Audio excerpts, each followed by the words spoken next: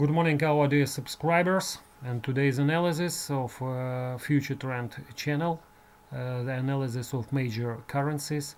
We'd like to start with the fact of political changes happened yesterday, and among them the breakthrough in the hopes regarding the nuclear standoff of North Korea, and of course such kind of news uh, is boding very well for the risky markets. As you can see, the dollar yen very well supported this morning, as well as another Japanese yen crosses, and also the Swiss franc are under the downside pressure at the moment. And what we'd like to say today, of course, there is another very important event which waited us in during the day, and that's the payrolls report.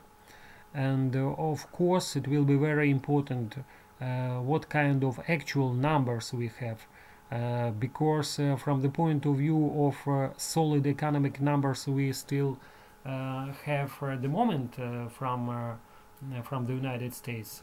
The market is more or less ready for the good numbers. So any kind of downside surprises could make a bigger effect than a kind of than a kind of positive surprises.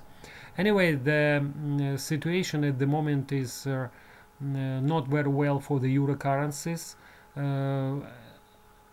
After yesterday's European Central Bank's meeting, where the leader of the ECB, the president of ECB, Mario Draghi, once again noted a kind of sluggish and benign inflation in the eurozone as a kind of major obstacle to reduce the current asset purchase program conducting by the bank at the moment. So at the moment, probably it's a little bit premature, it's a little bit early to speak about the exit from this ultra loose monetary policy from the part of ECB.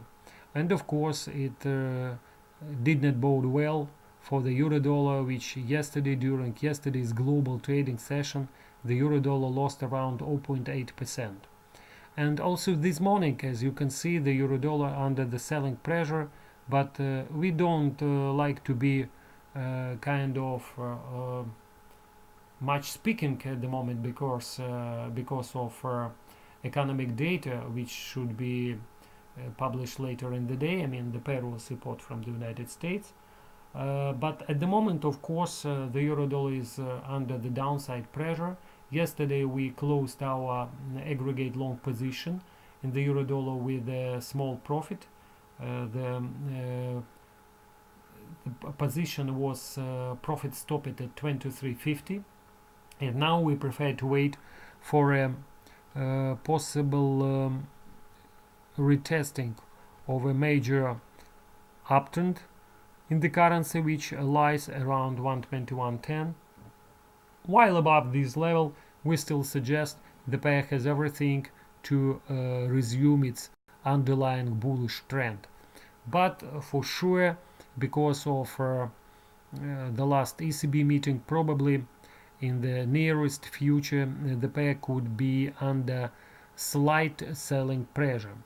Dollar yen, which at the moment is 106.78, we still keep our short-term position, but we'd like to say that of course a lot will depend on the data which should come later during American session. But from the point of view of risk aversion situation, and from the point of view of evolution of stock markets, the pay is under the upside pressure at the moment, and kind of better economic data from the United States should prop up the currency some further to the upside. And next kind of good resistance is located around 107.90, and while below this resistance barrier we still suggest the pair could resume its current downtrend. The cable is more or less neutral at the moment, while trading below its short-term a downtrend which lies at 139.50. The pair should be under a slight downside pressure, but overall a longer term trend in the pair still bullish. And the dollar Swiss, where we still keep our short trade recommendation, and the short-term recommendation now is at the average price of 94.47 and a half. We still keep it with the stop above 95.50. Of course, here a lot of will depend on the payrolls report published later in the day. So we wish you kind of a pleasant day ahead. In case of bigger surprises from the United States payrolls report and bigger fluctuations in the market, we will come with a new portion of analysis with updating analysis later after 13:30 GMT time. See you later, and at the moment that's all. It was your Future Trend channel. Bye bye for now.